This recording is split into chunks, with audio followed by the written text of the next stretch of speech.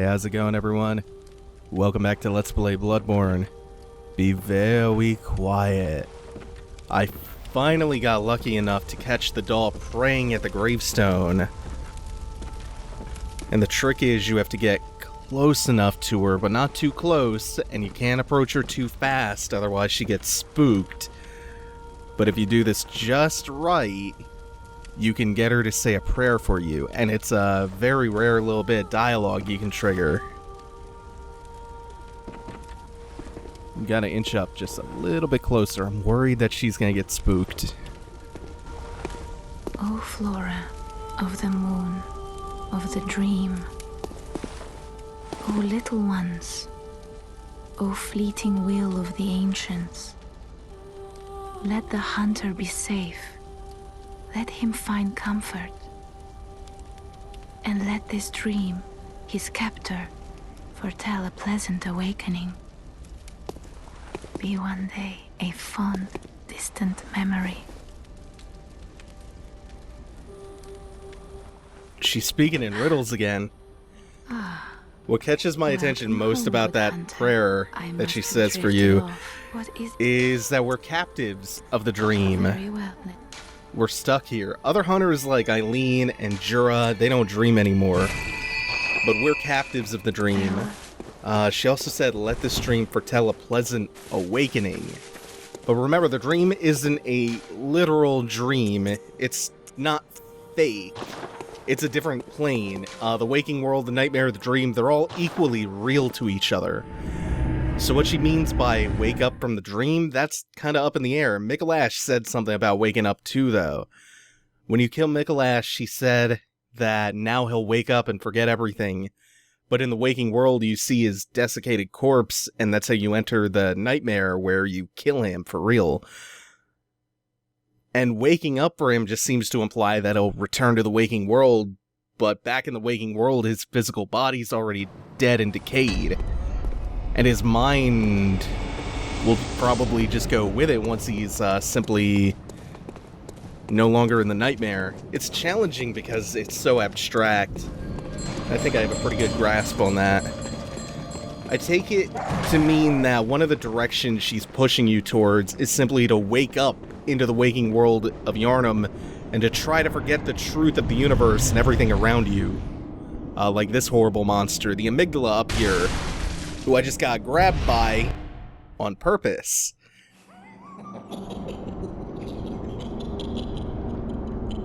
Oh, Amygdala. Oh, Amygdala. Have mercy on the poor bastard.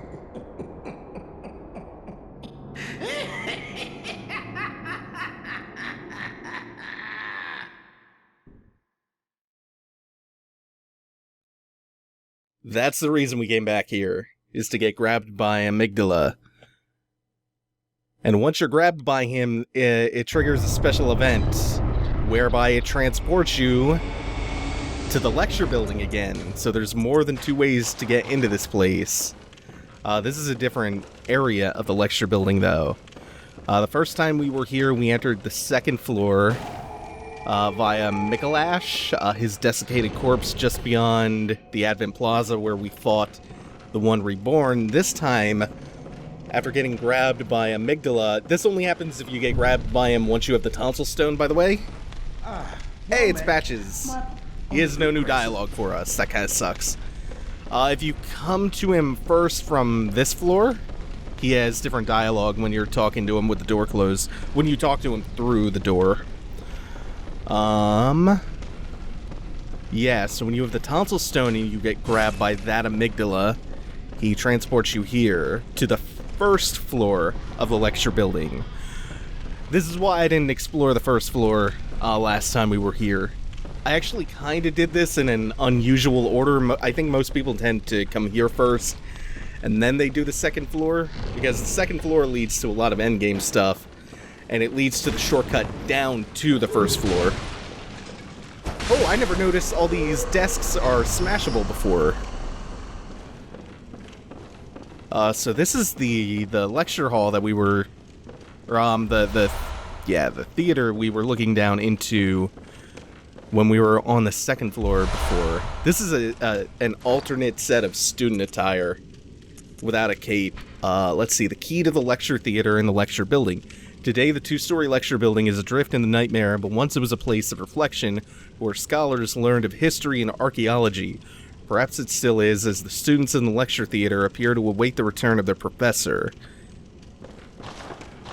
I have some theories about who that professor is. We will probably get into that in just a moment, though. It's good that that's confirming that this place is actually a part of the nightmare. Let's see, I don't see anything on the ceiling, just... Ah, there he is. I knew there was one of them around here. No ambush for you. And that one was actually a weaker student.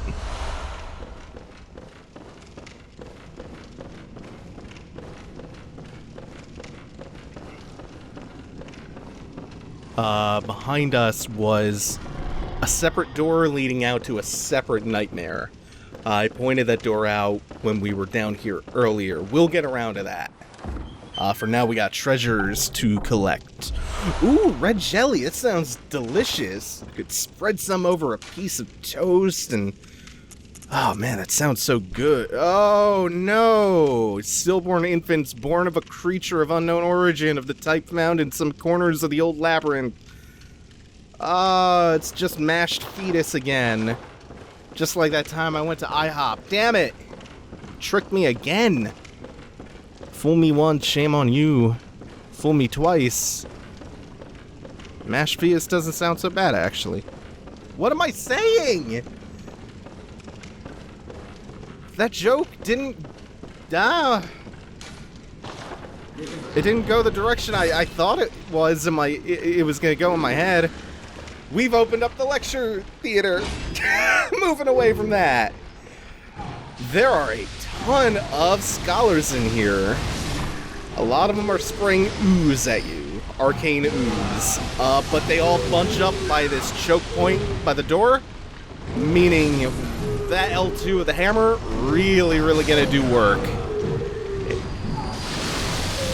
Of course, I am gonna just get... I'm gonna trade a lot of hits with these guys, apparently. I wonder if it would be better off using an overhead. I could...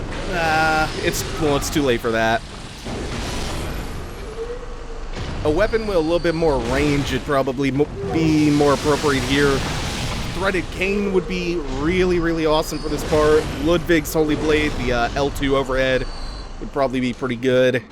The rifle spear would just shish kebab them. Rifle spear charged R2. Man, that would shish kebab them. Yeah, there are much better ways I could have handled that than that wide horizontal sweep. The L2 of the Kirkhammer. Oh well, I love that L2. Did the job. Paid the bills. They're not gonna make it in here. The Augur of Ebrietas. Finally, we picked this thing up. Fought Ebrietas last time, and we have seen a lot of enemies using this spell. Remnant of the Eldritch Truth encountered at Bergenworth. Use phantasms, the invertebrates known to be augurs of the Great Ones, to partially summon abandoned Ebrietas. The initial encounter marked the start of an inquiry. Oh, it's near me. Into the cosmos from within the old labyrinth and led to the establishment of the choir. So the choir found Ebrietas down there, or well, the church found Ebrietas down there, and from then on the choir was formed. Okay, we've explored the first floor pretty thoroughly. That's about all we have to find down here is the red jelly, which is a higher level chalice dungeon material, and the Augur of Ebrietas, which is a pretty cool spell that summons tentacle fists for you. We'll get some use out of that. In the area we're heading to, so there was a door like this that led to the outside into a foggy purple nightmare world. On the second floor that led to the Nightmare Mensis. This door on the bottom floor leads to the Nightmare Frontier, which is a different nightmare area. And since I have some stuff that I can pop, and some stuff I can do back in the dream, I'm gonna go take care of that before we start on the Frontier. I'll be back in just a moment. And we're back in the Nightmare Frontier. Real quick, I'm going to put my binocular on, and we're going to take a look at these stone idols, because many of them appear to be bleeding. They're, like, cracked open and fleshy on the inside. I don't have any concrete theories about these either. I don't know why that is. But the Nightmare headstone in the Hunter's Dream, the fourth one from the right that leads you to all the Nightmare locations, acts as your hub for those lanterns. It shares that bloody characteristic. And then if you look off into the mist, you could see what are clearly the masts of many, many ships. And then down there, that's actually the boss room that you can peer down into with the giant stone tower. So that's actually our destination for the Nightmare Frontier. Helpful because this area is hard as shit to navigate. And that's why, full disclosure, during that little intermission when I went back to the Hunter's Dream, I also went offline because if you do this area online, you will get invaded constantly. And I like the PvP enough in Bloodborne. I've had some time to mess with it.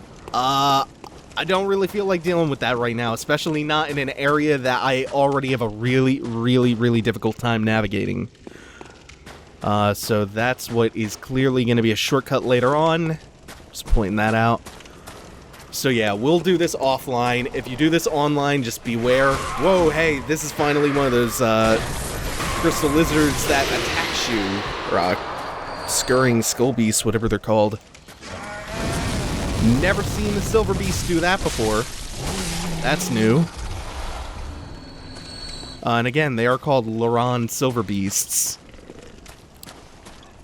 And just a very, very light spoiler, the boss of this area is going to drop the Ailing Loran Chalice, which contributes to my theory that the Nightmare Frontier that we're in, and in fact the Nightmare Immensis, actually takes place, or is some kind of reflection of a distant land called Loran, which also fell to a plague of beasts long ago, which also discovered the Great Ones.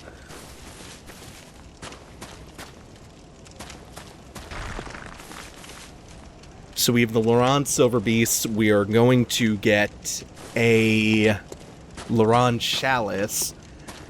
And the reason I say that this and the Nightmare Immensis could be echoes of Loran, some kind of twisted reflection of the land, is because there's a spot, I can't remember exactly where it is, hopefully I stumble upon it, where you can actually see, way off in the distance, the castle, or the loft, from the Nightmare Immensis. You could see that from here in the Nightmare Frontier in some spots. So those two locations are physically connected. Yeah, just play around with Augur of Ebrietys real quick. Maybe not such a good idea against this hunter. Although, oh, he's going down nuts. Yeah, that wasn't so tough. Still, I should probably save playing around with the Augur of Ebrietys for... I knew there was another one around. I kind of just remembered it the last second as I was taking that hit. Ah! Skull Beast running away. No. Luckily the 200s aren't that big of a deal. And if you draw the one out far enough away, you can get a nice one-on-one fight without his partner jumping you. What is that sound I hear? Is that another silver beast around here? I think it is. Off in the distance. Yeah, preview of what's... Yeah, this is, I know what's coming up here. There's the little ambush. This one starts off on all fours. Come on. Come out. I want him to jump out. Oh, well. Shit. Oh, no. This is bad. They're really dangerous like this. There we go. They're a lot faster and they're a lot harder to avoid like that.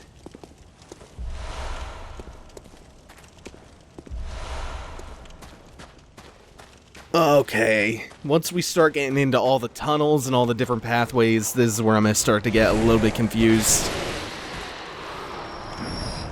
Oh, can't stay still too long. There are, I want to say, 3 of the giant lost children chucking boulders at you. And they aggro kind of one by one. As soon as you're in range of one, the other ones are going to start tossing at you. Like, once I start attacking him, I'll be in range. Yeah, I gotta go after him. Come on. So a large part of this is just like, again, presence of mind and timing. Knowing when it's safe to attack without actually being able to see the enemy throwing the boulder. You have to learn their timing. There's really no way around it. Over here, make a little roll or a jump, and you get Cold Blood Flower Bud. A little tongue twister. Which is a material used in chalice rituals. I think this should be the last one for the moment. There's gonna be a bunch more of these guys. Oh god, I was almost lethally wrong about that. We can't get to that one just yet, though. Okay, we got Poison Swamp down there. That's what awaits us. This is kind of the closest thing we get to Blighttown outside of some stuff in the Chalice dungeons. And as far as Blighttown goes, it's really not bad. Although there's a feature of it that What? Okay. There's a feature of it that I'm sure some people are going to get pissed off by. Okay, so this is leading us to the other one? Yeah. Trying to keep the pathway straight in this level is going to be a bitch. I'm already pulling my hair out, trying to remember what I have and have not gone down.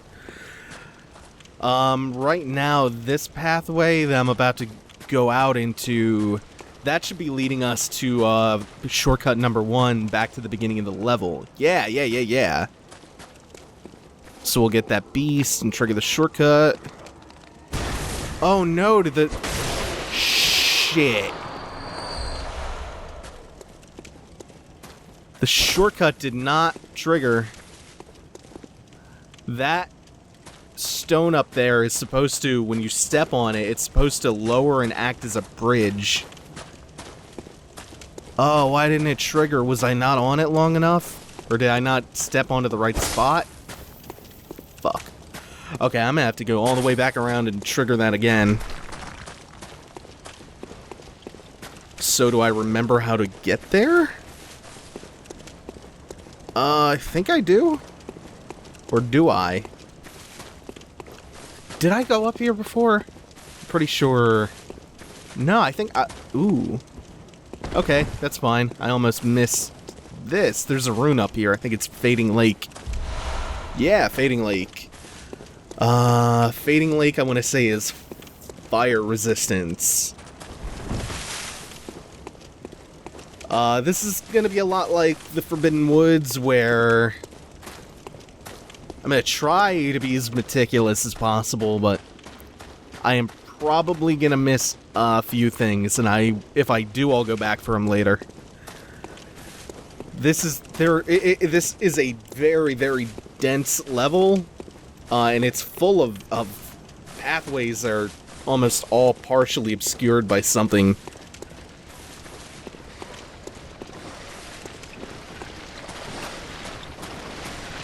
Okay, there's stuff sloshing around in the swamp below me. Okay, good. I'm back on track. This is leading back out to the shortcut. And then, from here, I think if I turn around, that's progress. There we go. Okay, shortcut's triggered. Got this nice stone bridge. And that's about to shortly branch off into a bunch of other pathways again. So what do we have? A giant lost child down here. I think if you're playing online, this is where the sinister bell woman summoning invaders into your world is. And once you kill her, you get invaded a lot less. Like, there's an enemy down here when you're playing online who actually summons invaders into your world. Clockwise metamorphosis over here. You'll note that I purposefully ignored a drop down that led to an item back there where I killed that giant lost child. That's because I don't think you can get back up, so I'm gonna save that for later. I want to say that's another rune. It's like Stunning Lake or Great Deep Sea or something like that. There's a lot of shit you can miss. Like, this alone was, what, 4 different branches? I mean, if you drop to get that, you can get back up. It just takes a while. You have to go down into the swamp and then loop back here. Ooh, this is a tough area to navigate. It's also generally a pretty hard area. I'm kind of overleveled for it. I think most people tend to take this area on much sooner. This way to witness a miracle. You have a row of shining coins guiding you to an item, which is suspicious. And up here, hey, it's Patches. It's trustworthy Patches. Looming ominously over a cliffside. Let's wave to him. Hey, Patches, what's going on, man? Oh, he's looking out for us.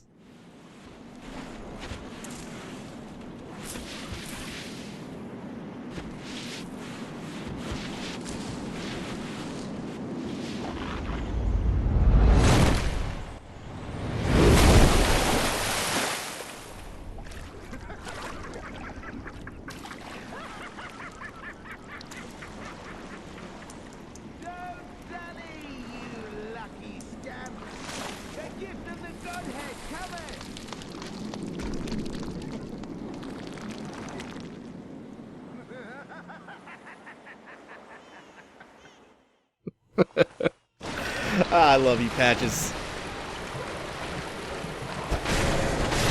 Patches is such a mischievous little shit. So I'm gonna go ahead and busy myself by putting on not poison resist gear. You'll see what kind of gear this is. It's one of those very, very rare occasions where I will actually put gear on for non-cosmetic purposes. Because you see, the damage that the slow poison from the swamp inflicts on you is actually not all that bad. It's pretty lenient, all things considered. But listen, oh no, I'm sorry, this is not the location. I went to the wrong part of the swamp. That leads out of the swamp. I want to go deeper into the back of it, from where Patches kicks you in. Patches is a recurring Souls character who loves to kick you down holes. And he should be summonable for the Cleric Beast, because he traditionally has a distaste for clerics. His voice is the one that is heard when Amygdala picks you up to bring you here, and it's his voice, it's him who gives you the Tonsil Stone in the first place. So he gives you the Tonsil Stone, so you'll come here and be a sacrifice to his god, Amygdala.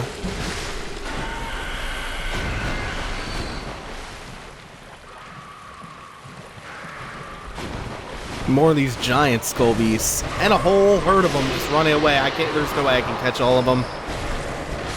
Your movement speed is pretty heavily impeded in the swamp. That's why I like dashing around and rolling in here. You don't get as big of a penalty for those. Ah. Oh, did you get a good look at that? I might put a little freeze frame in, but when they open their maws up, the big ones, look really carefully at the insides of them. The crawlers here, they're eating messengers, and when they open their mouths up, tons of messengers are just trying to, like, claw their way out of their insides.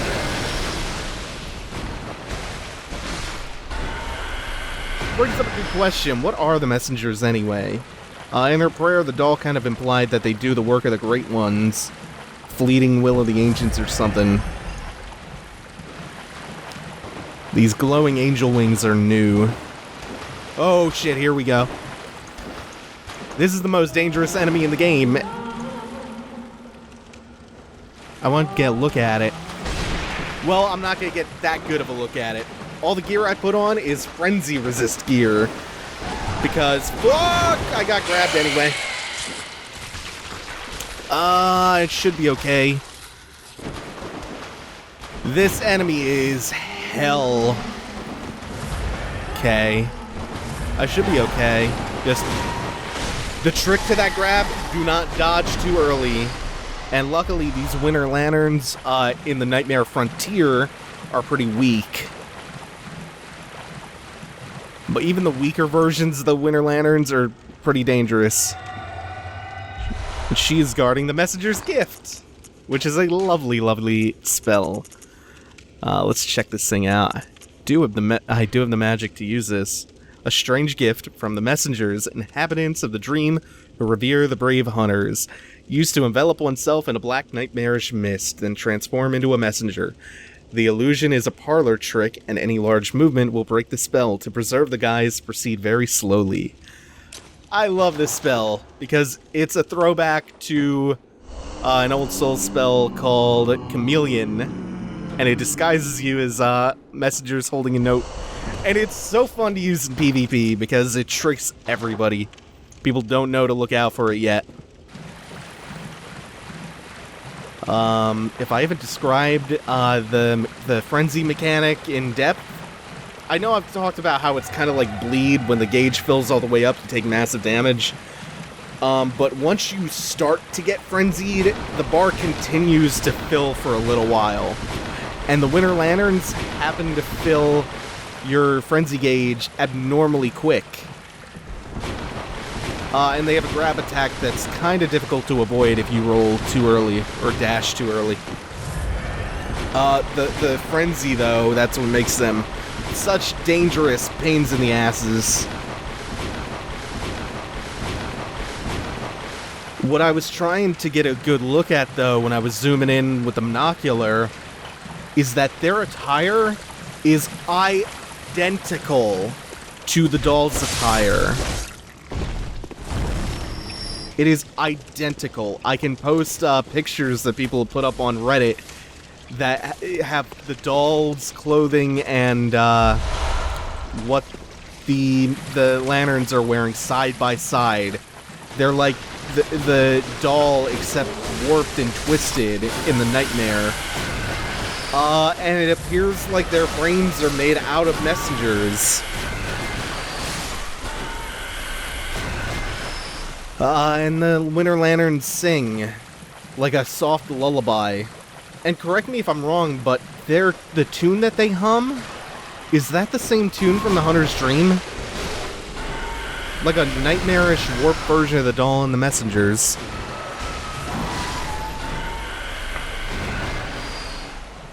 And it kind of contributes to my theory that the messengers were maybe stillborn great ones or something. They do kind of have that fetus-like appearance. Plus, there's that maternal way that the doll talks about them. She calls them sweet.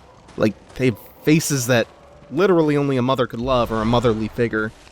And she's always referring to them as the little ones, like they're kids. Why the things in the swamp are eating them, that's anyone's guess. They have to be some kind of kids, though. Messengers are mysterious little creatures. But I've grown pretty fond of them. They're pretty cool. So, while we're going through the swamp down here, finally, I want to talk about amygdala. Or amygdala, as Patches says it. I prefer amygdala, though, because the amygdala is a part of the limbic system, which is located in your temporal lobe. The amygdala, well, yeah, I should say amygdalae. They're little almond-shaped ganglions, which are little clusters of cells. And I believe they border the hippocampus, but don't quote me on that last part. Neuroscience is hard. The origin of the word, this is the fun part though. The origin of the word is, I believe, the Greek word for almond. But here's the cool part of how this relates back to the game. Amygdala is also another word for tonsil, like the tonsil stone in the shape of the godhead that we used to get here.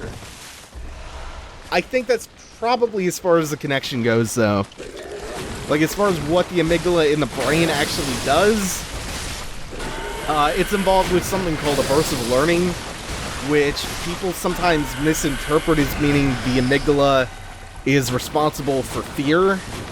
It's not quite that. It's not that far off the mark either. The amygdala is involved with something called aversive learning or fear conditioning, which, okay, you know, the Pavlov's dog experiments and all about classical conditioning, right? Aversive conditioning or aversive learning or fear conditioning is just that, except instead of ringing a bell and salivating because you associate the bell with dinner time, you hear a bell and instantly you shit your pants because you associate the bell with something bad happening to you. That's kind of like the super reductive way of explaining it. I know in the 50s there were some experiments done on monkeys where researchers just kind of cut their amygdalas out. And what they noticed when they did that was that the fear response of the monkeys pretty much just disappeared. And then they repeated that experiment later in I think the late 90s with a more precise technique to disrupt the function of just the amygdala instead of kind of cutting it out. And all the fibers that form pathways in the brain, they found a way to do it more precisely than just cutting the amygdala out so that they could just kind of disrupt it. And what they found was that the fear response was blunted, but it wasn't gone altogether. Which means that the amygdala is a key part in processing fear, but fear isn't, like, entirely localized to the amygdala.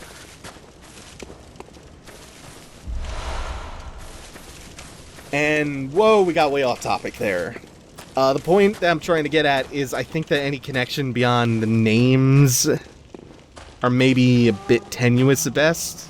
I think it's just a cool little name connection, a cool little etymological thing. I don't think there's actually anything to amygdala being named after a part of the brain, if that's the case at all. Not really sure what his Japanese name is, if that's even if amygdala is even an accurate translation. I've heard his actual Japanese name is just almond.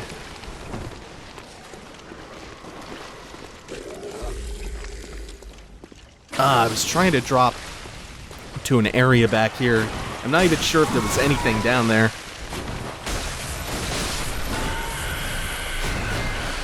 If there is, the world may never know.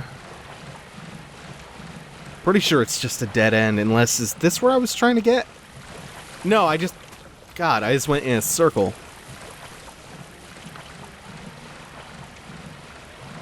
I do hear another Winter Lantern, though. So there's at least one more in the zone. The ones in the Nightmare Frontier are weak. There's gonna be some bad times with those Winter Lanterns coming up later, though. It's a dangerous, dangerous enemy if you're not prepared for them. If your frenzy resist is low, ooh, they are formidable, tough enemies. Yeah, I hear it singing. It's gotta be back there. I see the blue glow. Usually means that there's one around. Of course, we got more of the crawlers. Crawlers aren't so bad to deal with. They're actually pretty easy. The little ones, I think, are a little bit tougher to deal with. They seem to spit more often. That, and they're harder to, like, stay behind. The bigger enemies tend to have a harder time rotating around to keep up with you. Yeah, these flower buds, If you can't hear the singing, you can always look for the visual cue. It's just, where is it? I don't want to get ambushed by one. There you are. It doesn't look like she's guarding anything, so I can probably get away with ignoring her for now. Then again, it'd be weird to have such a dangerous enemy there just guarding a dead end. Unless she's patrolling around. Oh, hell. Oh, whoa, whoa, whoa.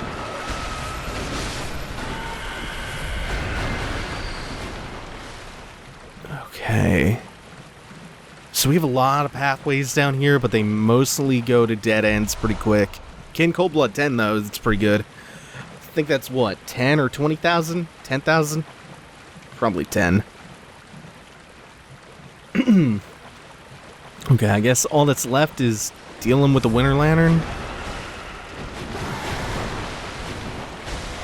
I don't remember exactly. Oh, that when they spit the poison attack out, you could see the messengers trying to crawl out of their insides. That's where you could see that best. It's a shame you don't get like a very good angle to see that often, especially once you get in their face like that. Oh, I'm glad I came down here. There was a great deep sea down here. Okay, I think all we have left now is the Winter Lantern, right?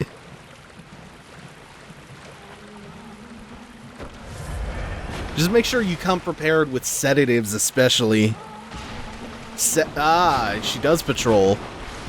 Sedatives will, cure your frenzy before it can build up too high. Antidotes for the poison. But you'll notice I'm not actually using that many antidotes. It's kind of pointless how fast your poison gauge builds up. It's just, yeah, she wasn't guarding anything over here. She was just patrolling around. With how little damage you take over time from the slow poison in the swamp, I mean, it's easier to just heal through it than, like, spamming an antidote every, I don't know, 10 seconds. But we're pretty much done with poison now. We just had to go through that little excursion in this mini swamp over here. And we are done with poison swamps. Done, done, done. Until Chalice Dungeon time. Surprised there's nothing down here. You can see the ships a little bit better from down here, though. Masts of ships. Doomed expedition to maybe Loran. Thinking maybe they were leaving Yharnam, coming to Loran. Yeah, it could have been that Lawrence or Willem heard about the legends of Loran falling before Yharnam and discovering their own Grey One and came here to investigate those rumors. We're not entirely done with the zone yet. We're right next to the boss. We never triggered that elevator, though, so that's gotta be somewhere around. And in fact, the elevator shortcut's right over here, so now we have a way back to the very beginning of the level. This makes the walk from the lamp to the boss room, I don't know, maybe 30 or 40 seconds. It's not very long. In fact, the lamp is somewhere up here. Somewhere on my right? Somewhere?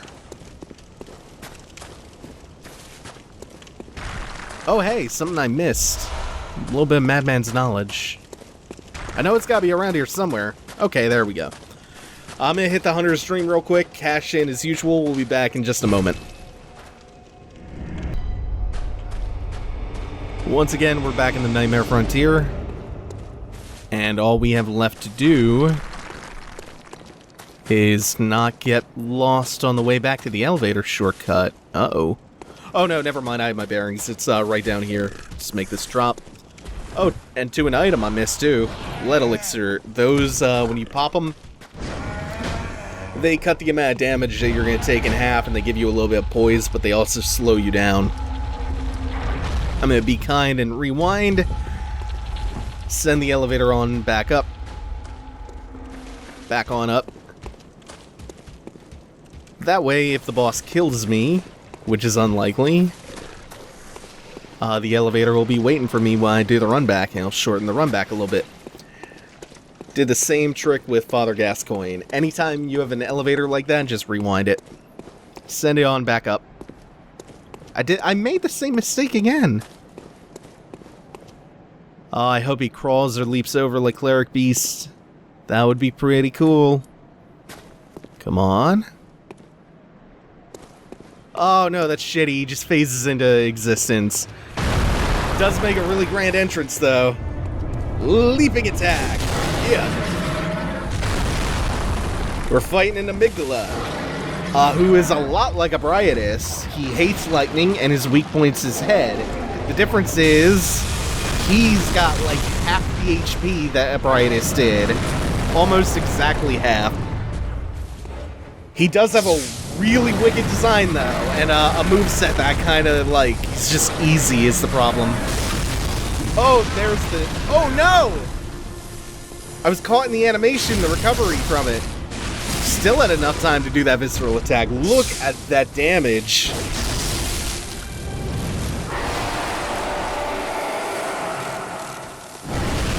Oh, that's the coolest thing ever.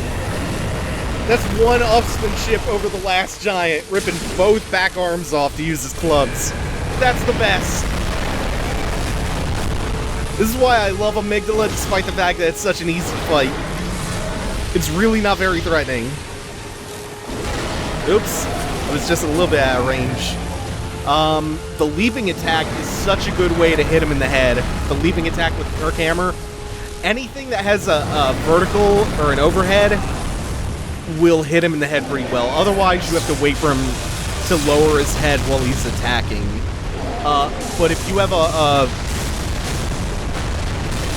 longer range weapon with a vertical attack or a good leaping attack, you could just hit him in the head whenever you want. Just leap at his ass. Unless he jumps out of the way like that. Damn it! His weak points are also his hands. Although you can't stagger him, I don't think, by hitting him in the hand. Oh, I'm gonna get him. I'll fucking get you. Fuck this running R1. I keep doing it by accident. It's such a garbage move. It's the only thing about the Kirk Hammer that I don't like. That's Amygdala. Unfortunately over. I love Amygdala though. He is the coolest design. Chalice that breaks a labyrinth seal. Loran is a tragic land that was devoured by the sands. The tragedy that struck this ailing land of Loran is said to have its roots in the scourge of the beast. Some have made the dreaded extrapolation that Yharnam may be next. Oh, Amygdala, you're so cool. I understand why Patches worships you. Then again, that was only one Amygdala out of many. Is it even fruitful to have defeated them? That and more philosophical musings on the next episode of Bloodborne. Thanks for watching, everyone. Take it easy. Have a good one.